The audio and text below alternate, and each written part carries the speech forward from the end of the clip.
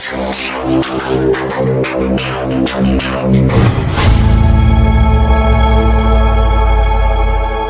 के लोग यीशु को नहीं जानते थे, मैं उस गांव में चालू किया और लोगों को पता चल गया एक बाबा आया।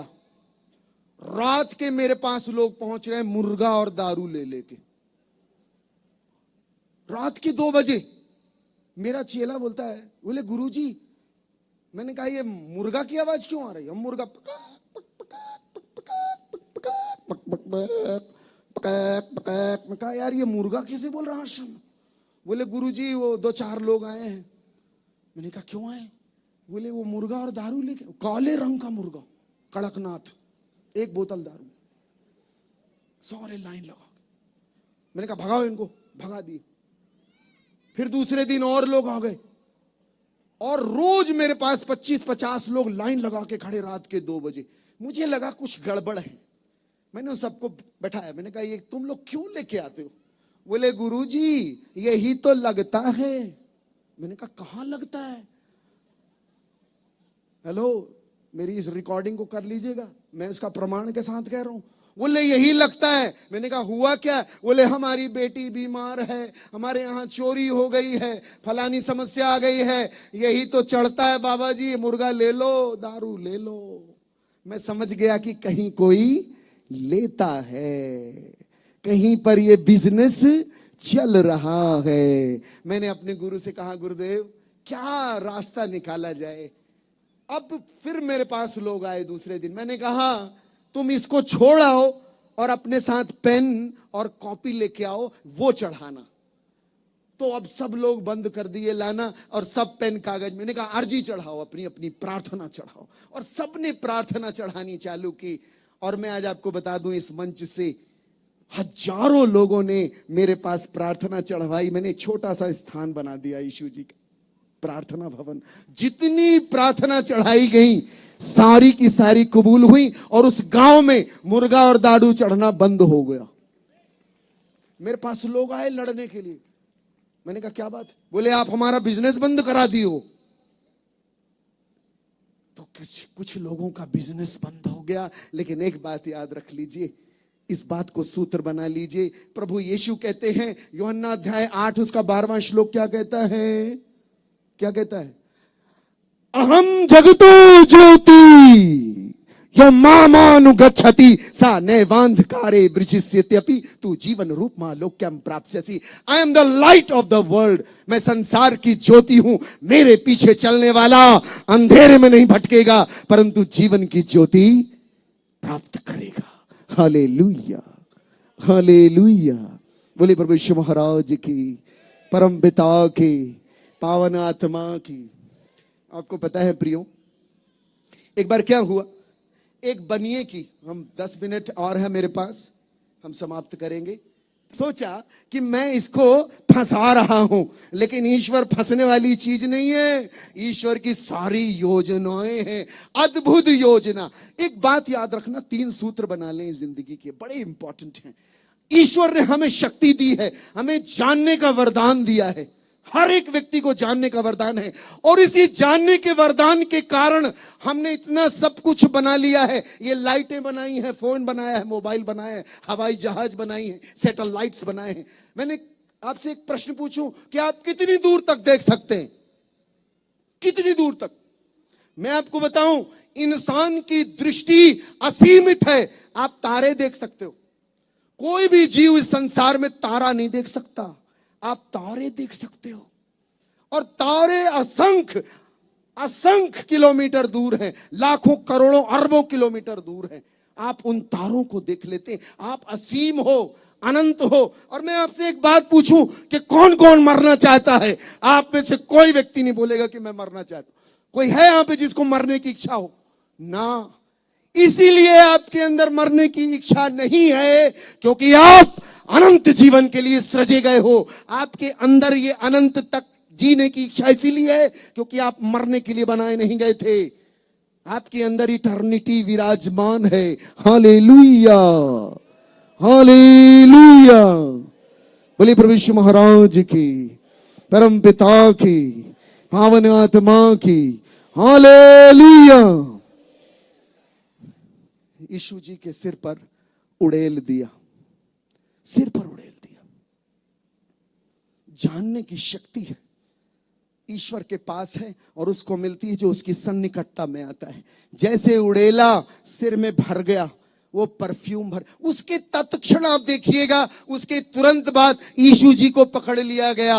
और जो लोग पकड़ने आए, जिन्होंने उनको पकड़ा, उनको वो परफ्यूम की खुशबू आई होगी। एक पल के लिए इमेजिन करिए, जो पकड़ने आए थे गतसमनी की बगिया में, उनको खुशबू आई होगी, ये कहां से आ रही खुशबू। और जो लोग रात में पकड़ के ले गए और पूरी रात आंगन में बैठाए रखा, उनको वो खुशबू आई होगी। और जब सुबह हेरोदेस के सामने लाए गए, पिलातुस के सामने रखे गए, इन बड़े बड़े धनाढ्य लोगों को भी वो खुशबू आई होगी। वो बड़े हैरान होंगे कि खुशबू कहां से आ रही है। और उसके तुरंत बाद यीशु जी को जिन लोगों ने कोड़े लगाए, मारते हुए पूरे क्रूस की यात्रा में ले गए, उन सबको वो खुशबू आई होगी। आपको बता दें प्रियो, जिन्होंने यीशु मसीह को क्रूस पर चढ़ाया, कीलें लगा रहे थे, उनको वो खुशबू आ रही थी। जब वो क्रूस पर टांग दिए गए, वो खुशबू थी। उतारे गए, खुशबू थी। और जब कब्र में रखे गए, वो खुशबू थी। और जब वो जी उठे, तब भी वो खुशबू थी। आज भी वो खुशबू विराजमान है। और वो खुशबू है त्याग की, समर्पण की, प्रेम की, भक्ति की, श्रद्धा की। और उस महिला की खुशबू जो कहते हैं गुरुजी, जिसके लिए जहां जहां मेरा प्रवचन होगा, वहां वहां मेरे साथ इस स्त्री को भी याद किया जाएगा। ये समर्पण है, त्याग, भक्ति। हालेलुया। बोले प्रभु यीशु महाराज की, परम पिता की। नारियल देंगे मुझे। Thank you so much. ये नारियल देख रहे हैं? हेलो मिराज, मिराज, मिराज, मिराज बोल रहा है आज, मिराज बोल रहा है आज। ऐसे ही बोलते रहना। ये क्या है? नारियल है ना। आपको पता है ये नारियल, इसी नारियल का तेल निकलता है। और आप हमारे पास लेके आते हैं, गुरुजी प्रार्थना कर दो, प्रार्थना का तेल बना दो। इसी से तेल निकलता है। आपको पता है इसको इडली की चटनी बनती है, इससे इडली बनाते हैं ना, इसी की चटनी बनती है। अच्छी लगती है चटनी। और इसी नारियल को डॉक्टर बोलता है कि इसका पानी पीना है। इसका पानी पीने में मैग्नीशियम होता है। जिसको डेंगू हो जाता है, डॉक्टर सलाह देता है इसका पानी पियो। हमारे यहां इसको बड़ा अच्छा मानते हैं। इसको मंदिरों में ले जाते हैं, इसको मंदिर में चढ़ाते हैं। आज आप इसकी एक नई चमत्कारी चीज देखेंगे। Hallelujah, hallelujah. आपको पता है प्रियो, इसको मंदिर में ले जाते हैं क्यों? इसका नाम है श्रीफलम। श्रीफल, धन का फल। हमारे पास कई बाबाओं के पास महिलाएं जाती हैं, बोले लड़का चाहिए है गोरा, तो बोलते हैं नारियल खा, तेरा गोरा लड़का पैदा होगा। अब मुझे नहीं मालूम, लेकिन ये नारियल अद्भुत फल है। सबसे ज्यादा ऊंचाई में पाया जाने वाला फल है। और इतनी ऊंचाइयों में धरती से ऊपर ऊंचा जाता है और वहां इसके अंदर पानी पैदा हो जाता है। यह भी एक चमत्कार है। इसीलिए इसको अलौकिक फल कहा गया। फल है, फ्रूट है, फलों में इसकी गिनती है। हमारे यहां मंदिर में इसको ले जाते हैं और तोड़ते हैं।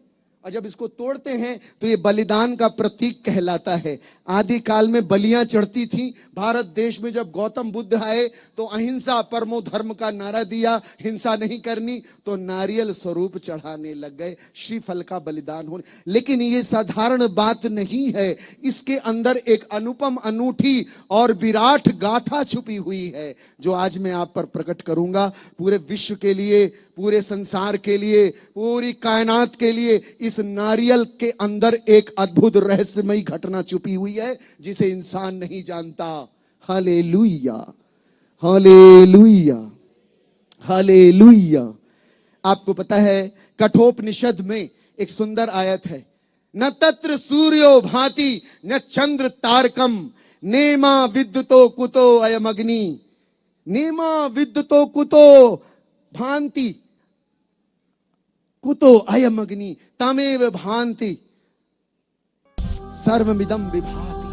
वहां ना सूरज की रोशनी चमकती है, न चांद न तारे, उसी की ही रोशनी से सब कुछ नूरवान होता है और गतिवान होता है, उसी के नूर से सब कुछ आभाषित होता है। और यही बात प्रकाशित वाक्य में लिखी है।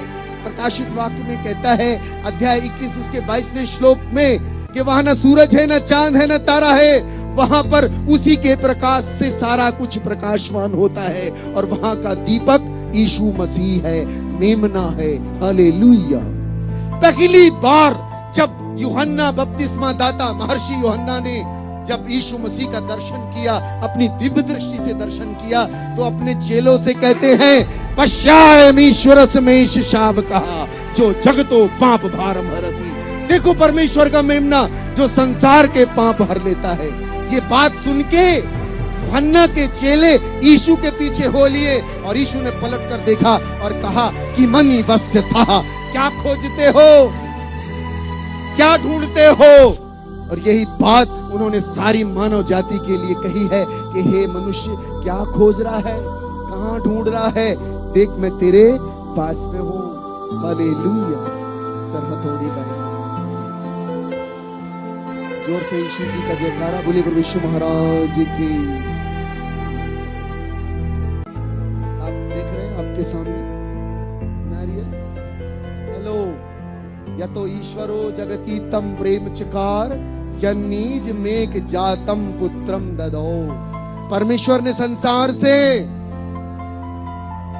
एक साथ बोलेंगे, परमेश्वर ने संसार से ऐसा प्रेम किया कि उसने अपना एकलौता पुत्र दे दिया ताकि जो कोई भी उस पर विश्वास करे वह नाश ना हो परंतु अनंत जीवन पाए।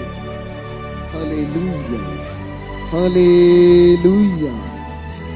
आपको पता है यीशु जी के शरीर में 5 घाव लगे। हमारे यहाँ जब हम लोग हवन करते हैं तो हवन के समय 5 श्लोक बोलते हैं। पहला श्लोक बोलते हैं ओम ब्रह्मपुत्राय नमः स्वाहा, जो बाइबल में लिखा है ईश्वर के पुत्र के नाम का। दूसरा श्लोक कहते हैं ओम कन्यासुताय नमः स्वाहा, जो कुंवारी के गर्भ से पैदा हुआ उसके नाम का स्वाहा। ओम वृक्षाशूलारुंधाय नमः स्वाहा, जो लकड़ी पे टांग दिया गया उसके नाम का स्वाहा। ओम पंचाकाय नमः स्वाहा, जो 5 घाव अपने ऊपर ले लिए उनके नाम का स्वाहा। और आखिरी श्लोक कहता है हमारे यहाँ पर वैदिक मंत्रों में ओम मृत्युंजयाय नमः स्वाहा, ओम मृत्युंजय, मर के जो जी उठा उसके नाम। ये किसके लिए? ये रहस्य, ये सारी बातें प्रकट की गई हैं। प्रभु ने कहा तुम्हारे ग्रंथ ही मेरी साक्षी करते हैं लेकिन तुम विश्वास नहीं करते, मेरी प्रतीति नहीं करते। आज से 2000 साल पहले उसका शरीर टूटा और जब जब ये नारियल टूटता है जाने अनजाने में ये वही गाथा मंदिर में प्रकट की जाती है, बताई जाती है कि बलिदान हो चुका है तुम्हारे लिए। इसलिए हम आज इस बात की घोषणा करते हैं कि जैसे ये नारियल टूटता है, नारियल ऊपर से कठोर है अंदर से मुलायम है। ईश्वर का प्यार ऐसे प्रकट हुआ, उस तक कोई नहीं पहुंच सकता, बड़ा कठोर है लेकिन उसने अपनी कठोरता तोड़ दी। और यीशु मसीह का जब शरीर टूटा तो मंदिर का पर्दा फट गया बीच से और दरवाजा खुल गया हम सबके लिए। आज से 2000 साल पहले उनके शरीर में कीले लगे और जैसे ये जल ऐसे रक्त बह निकला और हमारे पाप क्यों न हो इनके नाई श्वेत हो जाएंगे, नारियल जैसा श्वेत ऐसा। और ये खाली है, वो जी उठा, उसकी कब्र आज भी खाली है। और ये नारियल का टूटना जिसको मंदिर में आप देखते हैं ये कुछ और नहीं, ये हमारे गुरु के क्रूस के बलिदान, उसके गाड़े जाने और पुनरुत्थान की महान गाथा है जो सारी मानव जाति के लिए प्रकट हुई। इसीलिए प्रभु यीशु ने कहा वो परिश्रांता भाराक्रांतस्य सर्वे मम समीप मायात तेना हम युष्मान विश्रामिष्यामि। हे सब थके बोझ से दबे पापी मेरे पास आओ, मैं तुम्हारी आत्मा को विश्राम दूंगा, मुक्ति का। हालेलुया। इसलिए यीशु ने कहा पूर्ण हुआ, तेतेलेस्ताई, इट इज एक्म्प्लिश। मुक्ति और उद्धार का कार्य सिंबॉलिकली नारियल प्रकट करता है, लेकिन आज से 2000 साल पहले यरूशलेम में हुआ। ये परमेश्वर महाराज की नारियल सत्य घटना है। जाने अनजाने उसको तोड़ रहे हैं, लेकिन सत्य को नहीं जानते। मैंने ये तोड़ के बताना चाहा कि पूर्णता यीशु मसीह में विराजती है। जोर से जयकारा बोलिए परमेश्वर महाराज की, परम पिता की।